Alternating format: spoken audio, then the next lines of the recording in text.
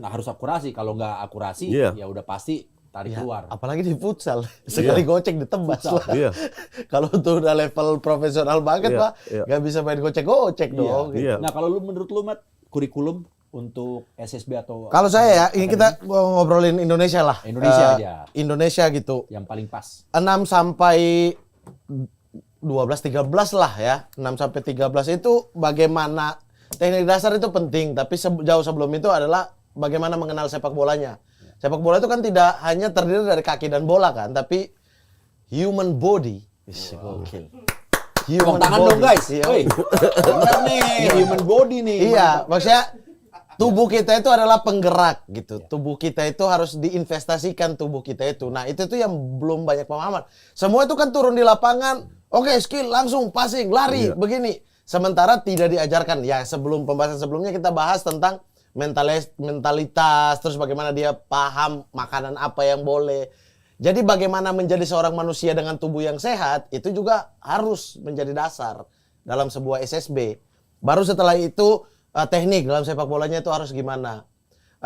Berkembang lagi ketika udah umur 10 dan 13, bagaimana soal pergerakan, bagaimana pemahaman taktikal sedikit-sedikit, itu diajarkan gitu. Tapi yang paling dasar, makanya kalau kita ngomongin Akademi Ajax, La Masia, itu kan testimoni akademinya itu selalu kayak di sini nggak hanya diajarkan jadi pemain bola, tapi bagaimana jadi manusia kan?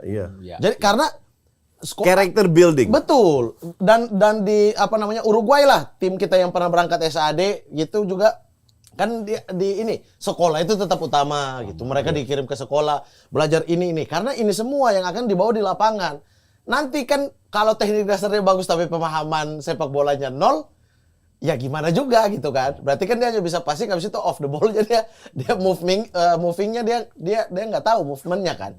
Nah, jadi diajarkan betul-betul tuh 50-50 gitu. Sambil naik usia dia diajarkan lagi pemahaman taktikal, kurikulumnya ditambah lagi kalau skill, kalau dia punya skillful, cocokmu posisi apa sih? Itu tuh udah naik level lagi. Tapi menjadi manusia di umur 6 sampai 13 tahun, itu penting, pemahaman tentang makanan, pemahaman tentang body, pemahaman tentang dia tuh gerak dengan kaki, kalau lari doang yang kena apa aja. Kalau nge-gym itu yang kena apa aja. Kalau dia latihan ini itu memperkuat apanya. Itu kita juga mungkin 20 tahun kan di sini belum paham.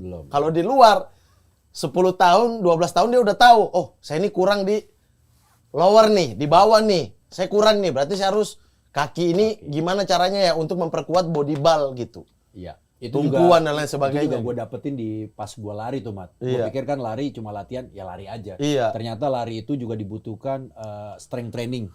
Jadi untuk menunjang otot-otot yang dibutuhkan larinya nanti di saat lari, itu perut dibutuhkan, otot lateralnya kaki itu hamstring, calfnya. Itu yang kayak itu diperkuat. Orang bilang gini kan, kayak, ini fisiknya bagus nih sebagai pemain bola. Terus banyak orang yang kemarin ngomongnya, ya speed juga fisiknya bagus tuh.